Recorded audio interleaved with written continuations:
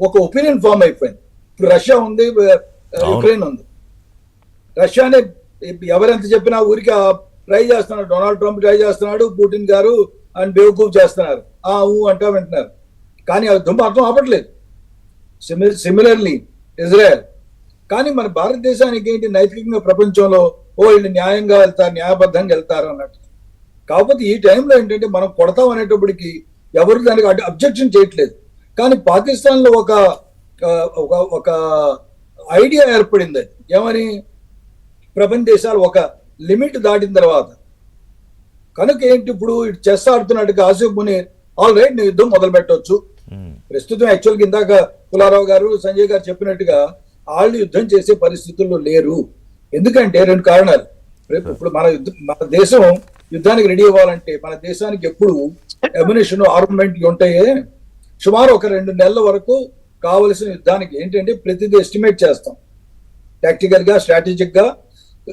సుమారు ఒకవేళ యుద్ధం అంటూ జరిగితే ఇమీడియట్ గా ఎన్నాళ్ళు అవుతుంది, ఎన్నాళ్ళు ప్రొలాంగ్ అవుతానికి. ఎందుకంటే ఆ ప్రొలాంగ్ అయితే ఒక 2 months మనం అమ్యునిషన్ ఉంచుకోకపోతే ఆర్డినెన్స్ ఫ్యాక్టరీస్ మిగిలిన అమ్యునిషన్ తయారు చేయాలి. అంటే ఒకవేళ కన్వెన్షనల్ వారే వస్తే అంటే 2 months అనేది ఇట్స్ హై టైం, అంటే చాలా ఎక్కువ సమయం కదా. పాకిస్తాన్తో నిజంగానే యుద్ధం వస్తే పాకిస్తాన్ 2 నెలలు పోరాడే శక్తి ఉందా?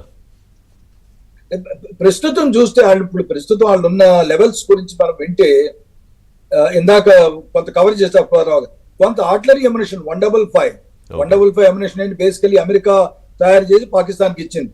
ఎప్పుడైతే యుక్రెయిన్ రష్యాతో దెబ్బలాడుతున్న సమయంలో యుక్రెయిన్ దగ్గర అమ్యునిషన్ అయిపోతుందో పాకిస్తాన్ నుంచి అమ్యునిషన్ పంపించారు. దాంతో ఏమైనా వాళ్ళ లెవెల్స్ ఉన్నాయే, ఒక మంత్ 2 months వాళ్ళు ప్లాన్ చేసుకుని ఉండొచ్చు.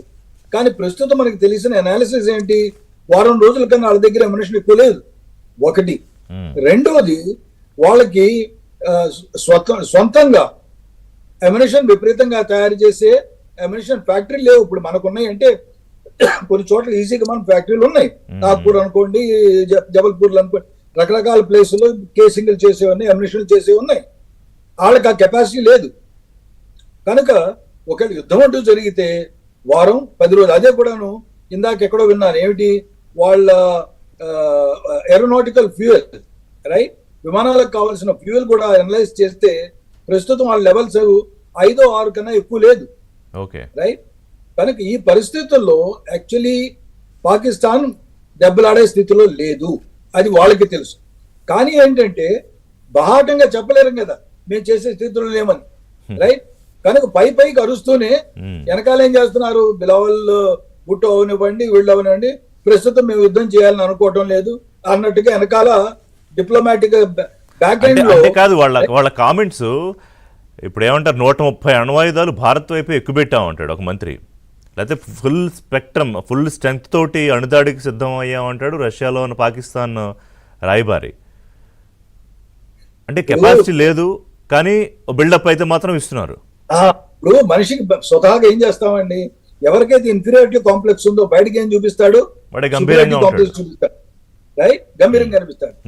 బేసికల్లీ వీళ్ళు చేసేది అంతే, అంతకని ఇంకేమీ లేదు. ప్రస్తుతం వాళ్ళ దగ్గర ఉన్న ఎక్విప్మెంట్, ఎయిర్ ఫోర్స్ తీసుకోండి, F-16 రీసెంట్ గా మనం వింటున్నాం, F-16 తీసుకెళ్ళి ఎక్కడ పెట్టాడు, గోదావరి పోర్ట్ దగ్గర పెట్టాడు, పాల్సింగ్ అనే ఒక ఎయిర్ ఫీల్డ్ లో తీసుకెళ్లిపోయాడు.